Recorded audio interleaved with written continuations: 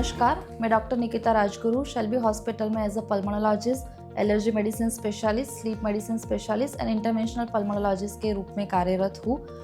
आज हम बात करेंगे अस्थमा एंड ब्रीदिंग डिसऑर्डर्स के बारे में। बेसिकली अस्थमा क्या होता है? अस्थमा एक टाइप ऑफ ब्रीदिंग डिसऑर्डर है। ये लंबी चलने वाली क्रॉनिक बीमारी होती है जो बहुत ही इंडिविजुअलाइज होती है, यानी कि एक का अस्थमा कुछ अलग टाइप का होता है, दूसरे का अस्थमा कुछ अलग टाइप का होता है। अस्थमा क्यों होता है? बेसिकली अस्थमा में जैसे ही आपके एलर्जन के कांटेक्ट में आप आएंगे तो आपकी सांस की नली सिकुड़ सी जाती है, उसके आसपास में सूजन सी आ जाती है और उसकी वजह से सांस लेने में दिक्कत और दूसरे सिम्टम्स आते हैं। इंडिया में देखा जाए तो अस्थमा बहुत कॉमन है। 6% बच्चे और 2% अडल्ट्स में अस्थमा देखा जाता है। अगर अस्थमा के टाइप्स देखें, के प्रकार देखें तो कौन कौन से प्रकार है? सबसे पहला तो है एलर्जिक अस्थमा।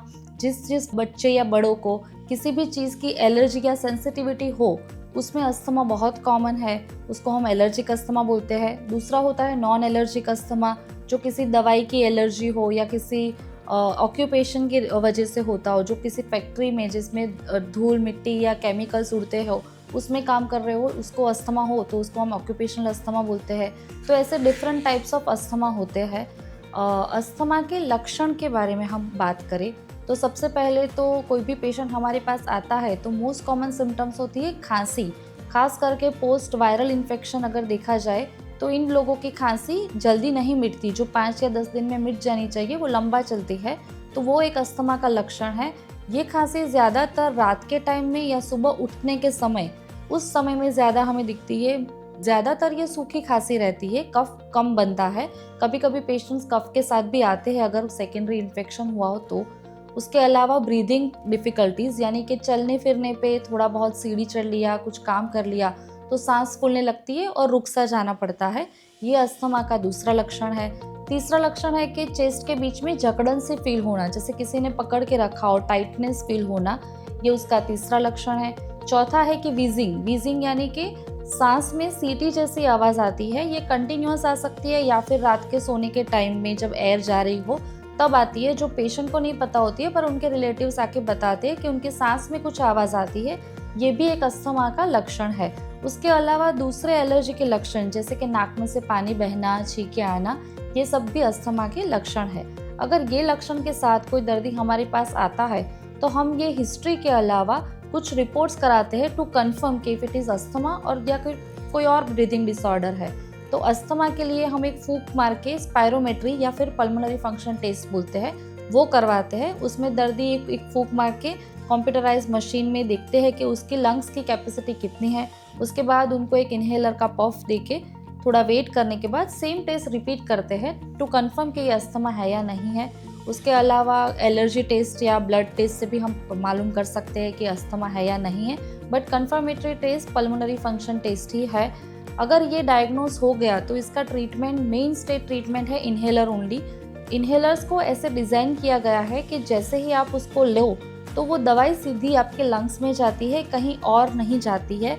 जो उसकी पार्टिकल साइज़ है वो इतनी स्मॉल है कि वो गले से होके लंग्स तक जाती है, तो उसकी साइड इफ़ेक्ट्स एज सच नहीं होती। जैसे लोग आके हमसे पूछते हैं कि एक बार पंप शुरू कर दिया तो ये ज़िंदगी भर रहेगा, नहीं। अस्थमा में हम पंप को डोज कम कर सकते हैं, टेपर कर सकते हैं, डोज बढ़ा सकते, ये अस्थमा में हम कर सकते हैं जैसे ही दर्दी का रिस्पॉन्स आया है उस पर। हर दर्दी का अस्थमा अलग अलग होता है, इसलिए हर पेशेंट का अस्थमा का इन्हेलर भी डिफरेंट होता है। किसी को सांस की छोटी नलियों में अस्थमा होता है, किसी को सांस की बड़ी नली में। उस हिसाब से हम दर्दी के रिपोर्ट्स देख के बाद ही इन्हेलर देते हैं। अगर इन्हेलर को पूरे अच्छी टेक्निक से और प्रॉपर डोज और प्रॉपर गाइडेंस से लिया जाए तो अस्थमा को हम कंट्रोल कर सकते हैं। ये मिटने वाली बीमारी नहीं है। इसके अलावा इन्हेलर तो एक ट्रीटमेंट है, इसके अलावा आपको खुद को जानना पड़ेगा कि कौन कौन से ट्रिगर्स है जिससे आपकी एलर्जीज बढ़ रही है, जिसकी वजह से आपका अस्थमा हो सकता है। तो घर के अंदर आपको पर्टिकुलरली बेडशीट्स है, पिलो कवर्स, कारपेट्स, कर्टेन्स, इन सबको वॉश करते रहना है हॉट वाटर से। सनलाइट आनी चाहिए, बने उतना कम सामान रखना चाहिए रूम में। घर के बाहर जाते हैं तो मास्क पहनना है, घर के अंदर पेट्स वगैरह को अवॉइड करना है। अगर ये सब प्रिकॉशंस आप लेंगे तो आपका अस्थमा समवॉट आप कंट्रोल कर सकते हैं, पर ये मिटने वाली बीमारी नहीं है। आज नहीं तो कल आगे जाके ये बढ़ भी सकती है, ये कम भी हो सकती है, बट इसको क्योर नहीं कर सकते। सो ये था अस्थमा के बारे में। इसके अलावा भी बहुत सारे ब्रीदिंग डिसऑर्डर्स होते हैं जो पेशेंट्स हमारे पास लेके आते हैं। सो अस्थमा के अलावा देखा जाए तो COPD यानी कि क्रॉनिक पल्मोनरी लंग डिसीज़, उसके अलावा न्यूमोनिया होता है किसी पेशेंट्स को, जैसे कोविड में होता था, ARDS होता है, लंग फाइब्रोसिस होता है। ये सब दूसरे ब्रीदिंग डिसऑर्डर या फिर स्लीप डिसऑर्डर ब्रीदिंग, जो नाक में जो सो रहे हैं वो खराटे लेते हैं, जिसका खराटे की आदत होती है, वो भी एक ब्रीदिंग डिसऑर्डर के अंडर ही आता है। शेल्बी हॉस्पिटल में हमारे पास PFT मशीन है और PFT हर एक पेशेंट जो भी ये सिम्टम्स लेके आते हैं उसकी करते हैं।